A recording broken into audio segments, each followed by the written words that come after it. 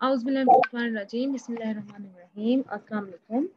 Today we are going to discuss the reflection and transmission at oblique incidence. कल हमने जो है वो पढ़ा था रिफ्लेक्शन और ट्रांसमिशन ऑफ इलेक्ट्रोमैग्नेटिक वेव्स के बारे में, लेकिन उस वक्त हमने जो बात की थी, हमने कहा था कि जो सरफेस है वो इस तरीके से प्लेस्ड है और जो इलेक्ट्रोमैग्नेटिक वेव आती है एक मीडियम से दूसरे मीडियम में एंटर होती है तो वो 90 डिग्री के एंगल पर होती है, जिसको हम नॉर्मल इंसिडेंस बोलते हैं। आज हम देखेंगे कि रिफ्लेक्शन और ट्रांसमिशन इलेक्ट्रोमैग्नेटिक वेव की कैसी होती है अगर वो ओब्लीक इंसिडेंस पे हो, यानी अगर आपके पास ये मीडियम 1 है लेफ्ट साइड पर, राइट साइड पर मीडियम 2 है और वेव जो है इलेक्ट्रोमैग्नेटिक वेव जो है जिसका इलेक्ट्रिक कंपोनेंट E है, मैग्नेटिक कंपोनेंट B है, वो एक एंगल थीटा इंसिडेंस पे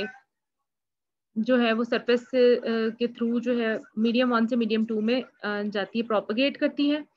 तो ये अब यहाँ पर जो इसकी प्रोपगेशन है या ये जो इसकी एंट्रेंस है फर्स्ट मीडिया से सेकंड मीडिया, ये एक ओब्लीक इंसिडेंस पर है, यानी कुछ ना कुछ एंगल थीटा बन रहा है। और नॉर्मल पर अगर होता तो फिर ये होता कि आपके पास डायरेक्ट ये जाती है 90 डिग्री के एंगल पर एक मीडियम से दूसरे मीडियम में एंटर हो जाती है।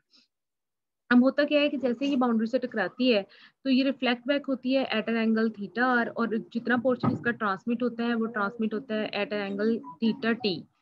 तो इसलिए अब हमें देखना पड़ेगा कि हमारे पास जो वेव वेक्टर के इंसिडेंट है वो किस तरीके से है और ट्रांसमिटेड और रिफ्लेक्टेड वेव वेक्टर्स जो हैं वो किस खास डायरेक्शन में मौजूद होंगे।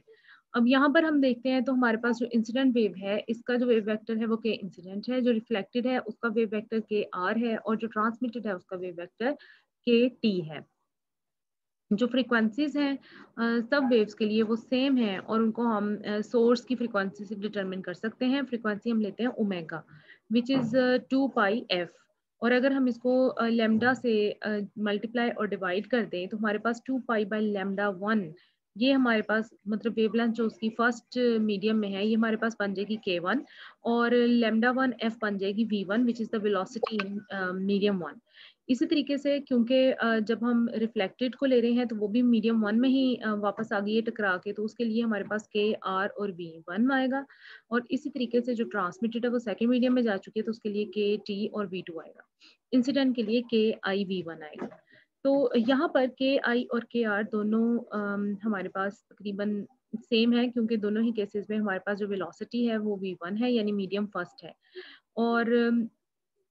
अगर हम इनका रिलेशनशिप के टी वाले के साथ देखें तो ये हमारे पास बनता है के आर विल बी या K I will be equal to K T V two by V one, और V2 ओवर V1 को अगर हम देखना चाहें रिफ्रैक्टिव इंडेक्स की फॉर्म में तो ये हमारे पास C बाय V1 और C बाय V2 जो है वो N1 और N2 की फॉर्म में आ जाएगा। तो यहाँ पर इंसिडेंट वेव वेक्टर या reflected wave vector will be equal to N1 by N2 into K T की फॉर्म में आएगा। अब हम देखते हैं कि जब z इज इक्वल टू 0 हम लेते हैं तो उस पॉइंट पर इंसिडेंट वेव और के कौन कौन से कंपोनेंट्स आते हैं। इंसिडेंट वेव का जो हमारे पास इलेक्ट्रिक फील्ड कंपोनेंट होगा that will be E I not which is the amplitude of the incident wave, और exponential iota K dot R minus omega T. अब के जो है वो के इंसिडेंट एक्स वाई और जेड तीनों आते हैं। अब यहाँ पर जो है वाई और जेड वाले कंपोनेंट्स वो हमारे पास एग्जिस्ट नहीं कर रहे हैं, सिर्फ एक्स वाला कंपोनेंट एग्जिस्ट करेगा, तो उसको हम कंसीडर कर लेते हैं। और इसी तरीके से अब हम बी इंसिडेंट को अगर लें तो वो हमारे पास 1 over V one K incident into E incident आ जाएगा। तो 1 over V one into K incident into E incident और exponential iota K I X into X minus omega T वाला कंपोनेंट आएगा। यहाँ से अब रिफ्लेक्टेड वेव को अगर हम देखें तो वो हमारे पास ई आर नॉट और आयोटा के आर एक्स और वाई ये दोनों कंपोनेंट आएंगे, जेड वाला नहीं आएगा, माइनस ओमेगा टी की फॉर्म में साथ में आ जाएगा क्योंकि हमने टू डिमेंशनल केस अगर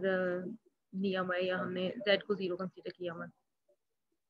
इसी तरीके से बी आर जो है उसमें आप देखें 1 over V one K R naught into E R आ गया है, और इसमें हम आर के एक्स और वाई वाले कंपोनेंट्स दोनों ही फिर लेंगे। तो यहाँ पर क्योंकि z इज इक्वल टू 0 है तो z वाले कंपोनेंट्स 0 आ रहे हैं। लेकिन हम देखेंगे कि जब हम x और आर नॉट का ये लेते हैं रिलेशनशिप तो हमारे पास प्रोपगेशन जो है वो z की डायरेक्शन में ही हमें नजर आएगी। तो साइंस जो है आर एक्स और आर वाई के ये पॉजिटिव और नेगेटिव कुछ भी हो सकते हैं डिपेंडिंग अपॉन कि वो रिफ्लेक्ट बैक हो रहे हैं या फिर ट्रांसमिट हो रहे हैं। अब ट्रांसमिटेड फंक्शन में आप देखें आपके पास अगेन एक्स और वाई वाला कंपोनेंट आ रहा है और अब हमारे पास में जब हम मैग्नेटिक फील्ड का कंपोनेंट निकालना चाहेंगे तो that will be equal to 1/v2। v2 is the velocity in the second medium और k t not into et और ये हमारे पास इस फॉर्म में आ जाएगा।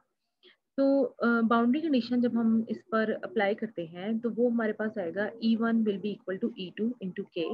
अब हम जब इसमें E1 पुट करते हैं मतलब फर्स्ट मीडियम में जो हमारे पास आ रहा है वो इंसिडेंट प्लस रिफ्लेक्टेड है और E2 जब लेते हैं तो हमारे पास सिर्फ ट्रांसमिटेड वाला कंपोनेंट आ जाता है। इन सब केसेस में देखें आपके पास आयोटा के इंसिडेंट एक्स के रिफ्लेक्टेड एक्स और के ट्रांसमिटेड एक्स, तीन तो ये चीजें आ गई हैं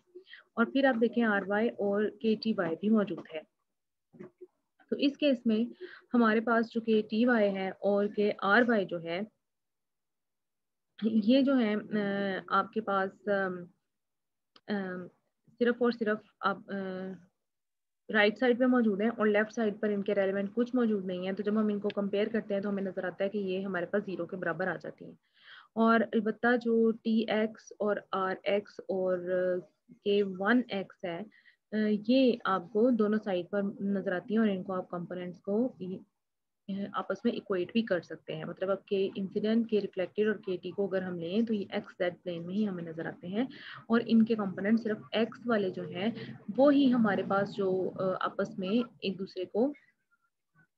इक्वेट करेंगे। बाकी आर वाई और टी वाई वाला जो कंपोनेंट है this will be equal to zero. तो फर्स्ट लॉ जो हमारे पास आता है वो ये होता है कि the incident reflected and transmitted wave vectors form a plane which includes the normal to the surface, जो सरफेस के नॉर्मल है। यानी इसके लिए हम ये कहेंगे कि R X will be equal to T X will be equal to I X. तो यहाँ से हमारे पास K one sine theta R should be equal to K two sine theta T और it should be equal to K one sine theta one. मतलब तीनों ही जो plane पर एंगल्स हैं के वन साइन थीटा वन हो, साइन थीटा आई हो या के वन साइन थीटा आर हो या फिर के टू साइन थीटा टी हो, ये सबको बराबर होना चाहिए। और जब हम इनको इक्वेट कर लेते हैं तो हमारे पास थीटा और थीटा आई जो है वो दोनों बराबर हैं। तो साइन थीटा आर और साइन थीटा आई की वैल्यू भी बराबर है। तो यहाँ से जो एंगल ऑफ इंसिडेंस है it is equal to angle of reflection. इसको यूज करते हुए हम लेते हैं K I sine theta R K one sine theta R should be equal to K two sine theta T. तो और which is equal to sine theta I, जो R वाला कंपोनेंट है वो आपके पास इंसिडेंट के बराबर है तो हम sine theta T over sine theta I को ले लेंगे। मतलब हम लेंगे कि sine theta T should be equal to K one sine theta I. तो यहाँ से sine theta T over sine theta I will be equal to K one over K two और के वन के लिए वैल्यू है आपके पास two pi F, क्योंकि टू पाई बाई लैम्डा के बराबर है। ये एफ से मल्टीप्लाई और डिवाइड किया तो ये बन जाएगा ओमेगा बाई वी वन और के टू के लिए ओमेगा बाई वी टू है। ओमेगा तो हमने जब सी की फॉर्म सी से हम ओमेगा ओमेगा से कैंसिल हो गया है और सी से हम इसको मल्टीप्लाई और डिवाइड कर देते हैं तो हमारे पास C by V one will be equal to N one by N two आ जाएगा। यानी हमारे पास sine theta T by sine theta is equal to N one by N two आ जाता है which is the Snell's law, जो आपको ये कहता है कि आपके पास जो N two sine theta two है should be equal to N one sine theta one. कि आपके पास रिफ्रैक्टिव इंडेक्स की जो रेशो है this is equal to the ratio of the angle of incident and angle of transmittance. तो oblique incidence के case में आपके पास जो y और x वाले कंपोनेंट z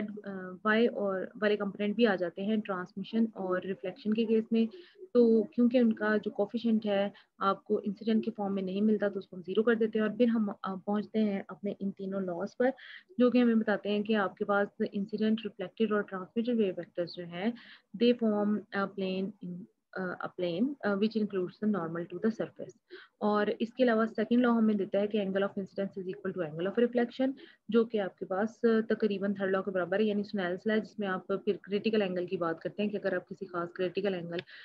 पर उसको इंसिडेंट करवाते हैं उससे ज़्यादा या कम की केस में जो है आपके पास क्रिटिकल एंगल पर आप जब हम बात करते हैं तो टोटल इंटरनल रिफ्लेक्शन जो है वो पॉसिबल होती है, कि जो आपके पास इंसिडेंट वेव है वो क्या करती है कि वो रिफ्लेक्ट बैक होकर वापस आ जाती है ट्रांसमिट होने की बजाय। और दूसरा ये कि ये हमारे पास जो एंगल्स है ये डिपेंड करता है रिफ्रैक्टिव इंडेक्स ऑफ मीडियम पे, कि रिफ्रैक्टिव इंडेक्स ऑफ मीडियम की रेशो जो है वो डिसाइड करती है कि आपके पास टोटल इंटरनल रिफ्लेक्शन होनी है या फिर ट्रांसमिशन होनी है।